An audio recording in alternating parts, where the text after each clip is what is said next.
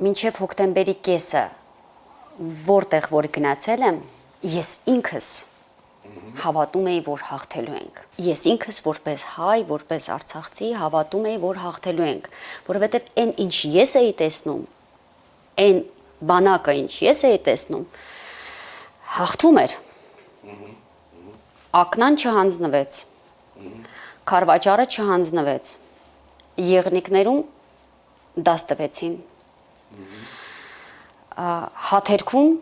պինդեին, բայց ես արդեն հադրութում էի, վերջին անգամ, ես տեսա, որ մեր գործերը լավ չեն,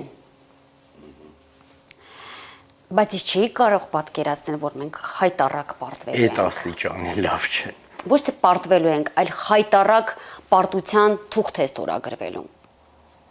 Նույնիսկ երբ ասում էին, որ հասել են Շուշի, ես անմիջապես հիշեցի, որ ես փոքր երեխա էի, 12-11 տարեկան, Շուշիում թուրքներ, Ստեփանակերտը շրջապատված էր, խփում էին եւ Ակնայից, եւ կողքի ադրբեջանաբնակ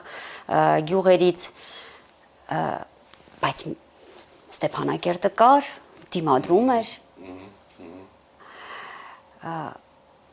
Ես մտածում էի, որ սա վերջը չէ, ոչինչ, մենք էլի կարող ենք կռվել, որովհետև դեռ կանգուն ենք։ Ի վերջո պատերազմի ժամանակ 9-րդ պաշտպանական շրջանը ճեղքվեց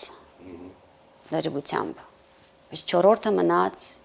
7-րդը պահեց, 3-րդը պահեց,